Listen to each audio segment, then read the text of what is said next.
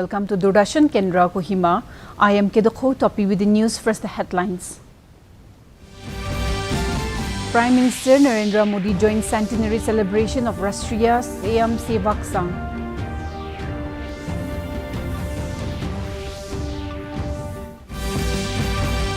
Kohima District Legal Services Authority conducts two-day special Aadhaar registration and update drive.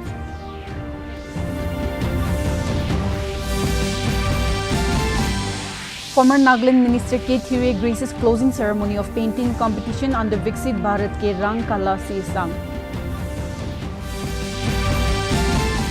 Durga Navami is being celebrated in different parts of the country.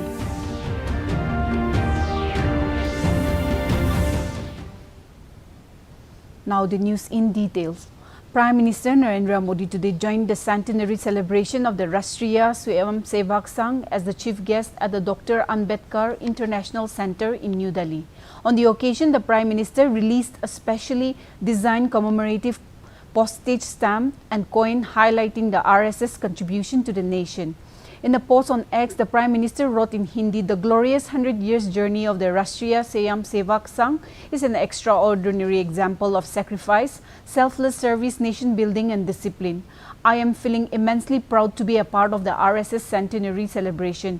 Founded in 1925 in Nagpur, Maharashtra by Dr. Keshav Baliram H. War, the RSS was established as a volunteer-based organization with an aim of fostering cultural awareness, discipline, services and social responsibility among citizens." Earlier on Sunday, while addressing the nation on Mann Ki Baat, Prime Minister Modi hailed the RSS for its unprecedented and inspiring journey as the organization prepares to complete 100 years of Vijayadashami.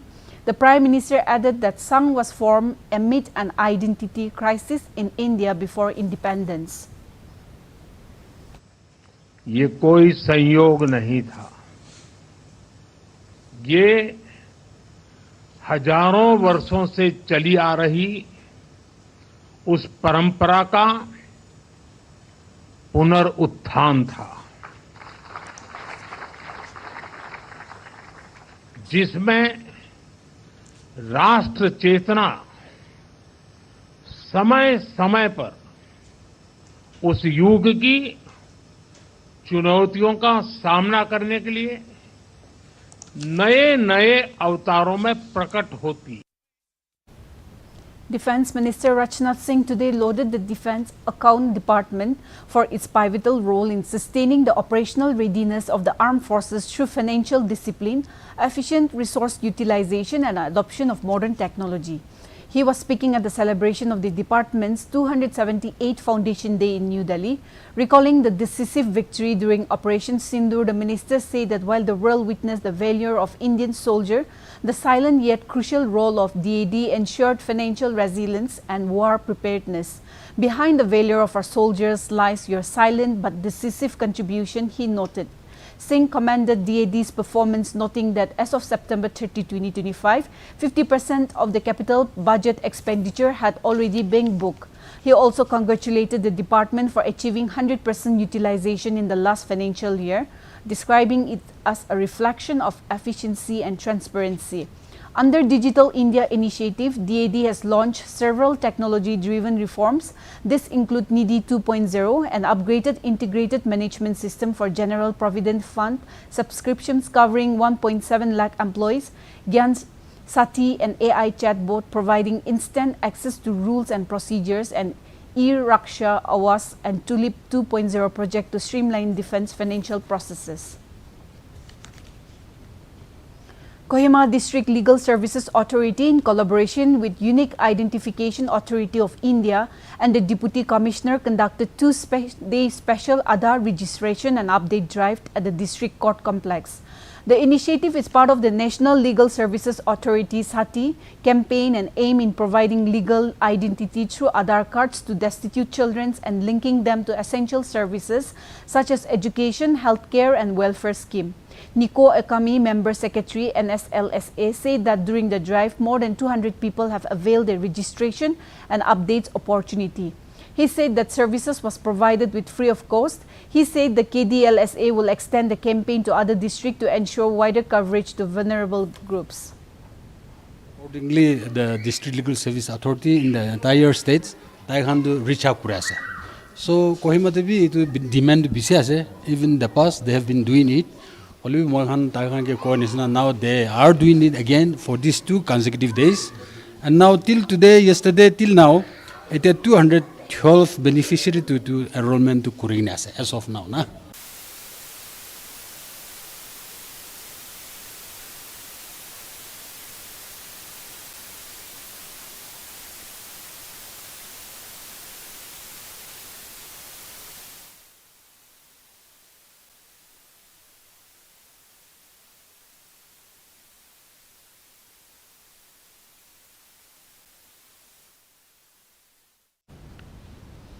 The closing ceremony of the painting competition under Viksit Bharat Ke Rang Kala Ki Sang, organized by the Northeast Zone Cultural Center, Ministry of Culture, Government of India, in collaboration with the Department of Art and Culture, Government of Nagaland, was held yesterday at Dimapur.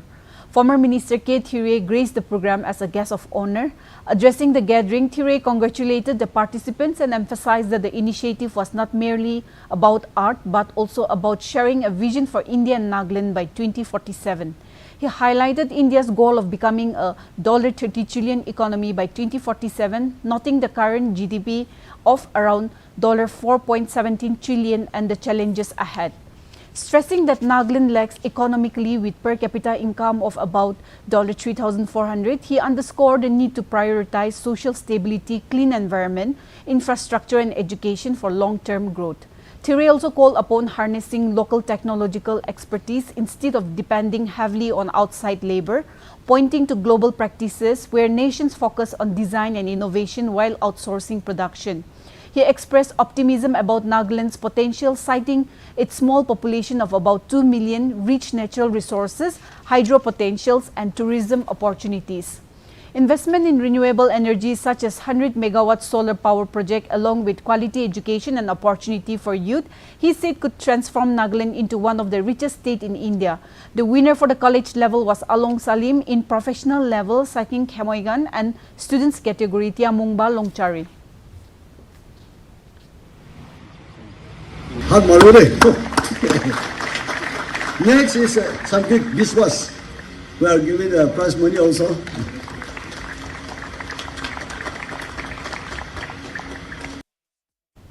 Let us now take a short break. Video like करने के पैसे मिलेंगे so easy अनजान links पर click मत कीजिए। RBI कहता है जानकार बनिए, सतर्क रहिए। वीडियो लाइक करने के पैसे मिलेंगे सो इजी अनजान लिंक्स पर क्लिक मत कीजिए। आरबीआई कहता है जानकार बनिए, सतर्क रहिए। Welcome back. International Coffee Day was celebrated today with the theme Embracing Collaboration with Collective Action More Than Ever, organized by the Land Resource Department in collaboration with Coffee Board of India at the Directorate of Land Resources. Speaking at the occasion, Director LRD Albert Muli said Nagaland coffee is making headway across the country and internationally, and we have a challenge ahead of us to make it consistent, unique standard of our coffee.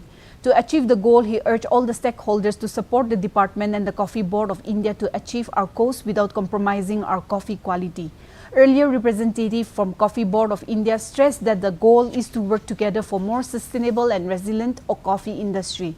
With the collaboration, it helps make coffee a key part of economic and social development, and through the joint effort and mutual support, it will pave towards a resilient coffee sustainability that will benefit the whole section of the people. Coffee lovers, baristas, roasters and farmers around the globe come together to celebrate this day. It's more than just about sipping your morning cup. It's about recognizing the culture, social, economic impact of coffee worldwide, to raise awareness about coffee production, promote sustainable and ethical practices for farmers and the environment. This day is also to honor the coffee farmers and workers behind every cup of coffee. It is a recognition of the collective efforts that brings coffee from Jakarta. Durga Navami is being celebrated in different parts of the country today. Durga Navami, also known as Mahanavami, is celebrated as the 9th and the penultimate day of the Navatri festival. Devotees worship Ma Siddhi Dharti, the 9th and the final form of goddess Durga today. Devotees observe the day with rituals like Kanya Pujan and offer prayers to goddess Durga for blessing and prosperity. In West Bengal, Mahanavami Puja began this morning. The Mahanavami Puja, according to Vishuddha Siddhartha, begin at 5:40, and today Homa and other rituals will follow. There will be Sadhya, Arti and other ritual in the evening. On the occasion of Mahanavami, there is a great enthusiasm among people and devotees across Bihar. In Bihar, the celebration of Durga Puja have reached their peak. Special rituals, prayers and havens have been performed at temples, puja pandals and Shaktipet across the state. On this day dedicated to the service of goddess Durga in her Siddhi Dati form, Kanya Pujan ceremony are being organized at many places. Large numbers of devotees from different parts of the states are offering prayers at major Shaktipet including Kaimur, Munger and Gopalganj, in Patna district as well as Sitamagri, Gopalganj, Sataharsha, Madhubani, Darbhanga, Gaya, Jehanabad and Nalanda. Grand puja pandals have been set up on diverse themes. The impact of the upcoming assembly election is also visible, with some organizers placing replicas of electronic voting machine inside the pandals. Many puja pandals are also showcasing glimpse of the Grand Ram temple in Ayodhya. Considering the heavy rush of devotees during Durga Puja, elaborate security arrangements have been put in place in Patna and other districts of the state. Prime Minister Narendra Modi today extended greetings to people across the country on the occasion of Mahanavami. In a post on X, the Prime Minister conveyed his wishes in Hindi, saying, "Heartfelt wishes to all of you on the occasion of Mahanavami. May this auspicious occasion of Navatri bring good fortune, prosperity and success to everyone. That is our wish." Mahanavami, observed on the 9th of Navatri, is dedicated to the worship of goddess Durga and holds special religious significance for devotees across India. The Reserve Bank of India today said that economic activity has remained resilient, with real GDP growth surpassing the upside of 7.8% and gross value added at 7.6% in QI of 2025 to 26. High frequency indicators suggest that domestic economic momentum is expected to continue in Q2.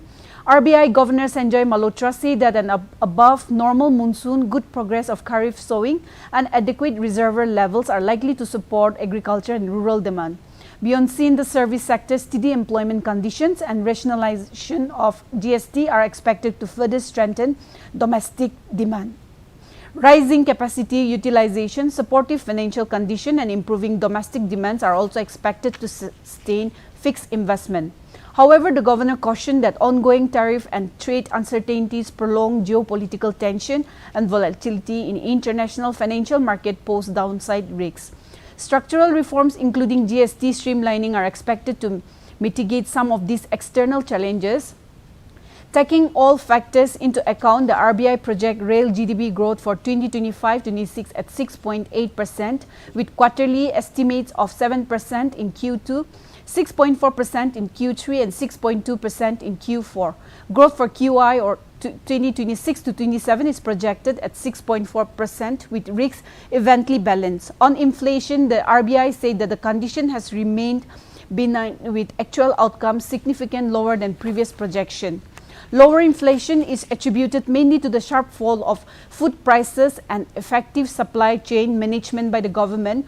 Core inflation remained contained at 4.2% in August despite price pressure on precious metal. The GST rate rationalization is expected to reduce price of several items in consumer price index basket. CPI inflation for 2025 to 26 is now projected at 2.6%, with Q2 and Q3 at 1.8% and Q4 at 4%. Inflation for QI of 2026 to 27 is projected at 4.5%, with risks evenly balanced. Let us look at the weather reports of the district headquarters of Nagaland. Kohima today recorded a maximum temperature of 23 degrees Celsius and a minimum temperature of 18 degrees Celsius, while Dimapur had a maximum temperature of 29 degrees Celsius and a minimum temperature of 23 degrees Celsius. Wokha experienced a maximum temperature of 25 degrees Celsius and a minimum temperature of 21 degrees Celsius. Mokokchung had a maximum temperature of 25 degrees Celsius and a minimum temperature of 19 degrees Celsius. Mon had a maximum temperature of 26 degrees Celsius and a minimum temperature of 21 degrees Celsius. Towards the east, Tuinsang had a maximum temperature of 20 degrees Celsius and a minimum temperature of 16 degrees Celsius. Zinabuto had a maximum temperature of 22 degrees Celsius and a minimum temperature of 17 degrees Celsius. Phek had a maximum temperature of 21 degrees Celsius and a minimum temperature of 16 degrees Celsius. That's all for the weather report. With this, we have come to the end of this evening bulletin. Thank you for watching.